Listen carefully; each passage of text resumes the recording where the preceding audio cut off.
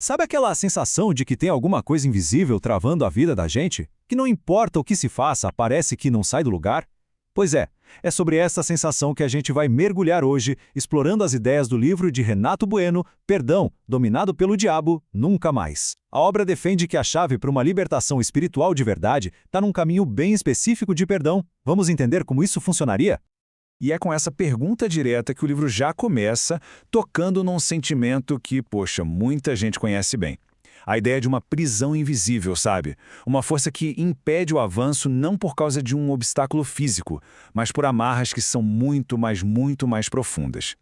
Então, a tese aqui é que a falta de perdão vai muito além de ser só um sentimento ruim. É algo bem mais sério, um verdadeiro estado de domínio espiritual. Essa tal prisão invisível. E aqui está o centro da questão. A falta de perdão é vista como uma prisão que a própria pessoa constrói. De acordo com o autor, isso não só cria uma barreira para a graça de Deus, como também pode dar o que ele chama de porta legal, ou seja, uma brecha, uma permissão para a opressão espiritual. E o resultado? Aquele sentimento constante de tormento, de ansiedade e aquela frustração de sentir que a vida simplesmente não anda.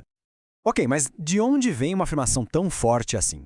Bom, o autor não tira isso do nada. Ele constrói todo o argumento dele em cima de uma famosa parábola contada por Jesus que explica a lógica por trás do perdão. Para entender a proposta do livro é fundamental, é crucial mesmo conhecer essa história, porque toda a lógica sobre o perdão, segundo o autor, gira em torno dela. A história começa com um servo que devia ao rei 10.000 talentos. E, gente, a escala aqui é tudo. Não era uma dívida qualquer, era uma quantia astronômica, impossível de pagar em uma vida inteira de trabalho. No livro, isso representa a nossa dívida com Deus, uma dívida que, dentro da fé cristã, já foi perdoada. E agora se prepare para o contraste que é chocante. O mesmo servo que acabou de ser perdoado de uma dívida impagável encontra um colega que lhe devia 100 denários.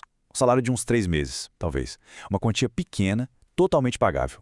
E o que ele faz? Se recusa a perdoar e age com uma violência tremenda. Essa comparação é o coração do argumento do livro. De um lado, uma dívida impossível, que foi perdoada de graça. Do outro, uma dívida minúscula, que foi cobrada com brutalidade. O autor usa essa matemática divina para fazer a gente se perguntar se recebemos um perdão tão gigantesco, com que moral a gente se recusa a perdoar as ofensas que são incomparavelmente menores que sofremos. A conclusão da parábola é forte. Quando o rei descobre o que o servo fez, ele revoga o perdão e o entrega aos torturadores. O livro interpreta isso de uma forma simbólica, claro. Os torturadores seriam a opressão espiritual, a ansiedade, o tormento mental que a gente experimenta como consequência direta da nossa recusa em perdoar.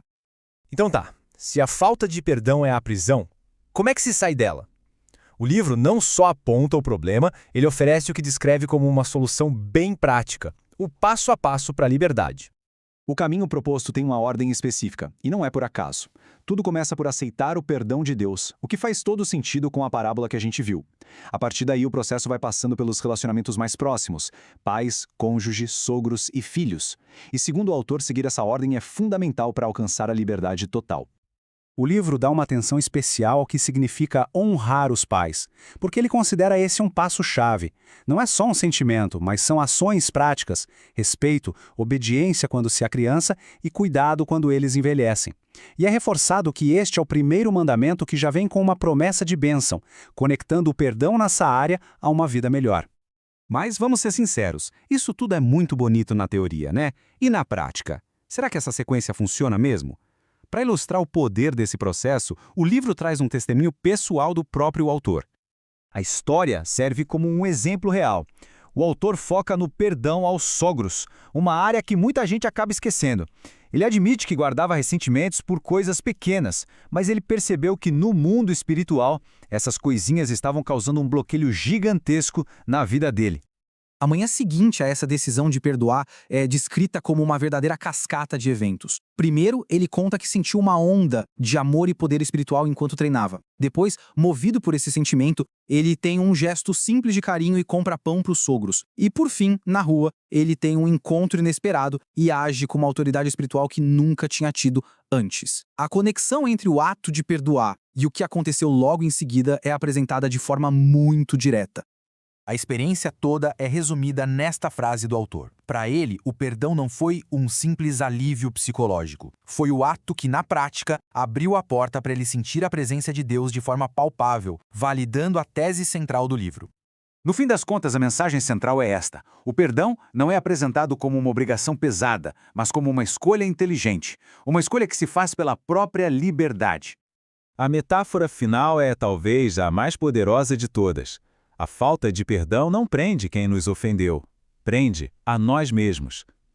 Portanto, perdoar não é sobre libertar o outro, é sobre usar a chave que já está na nossa mão para nos libertarmos.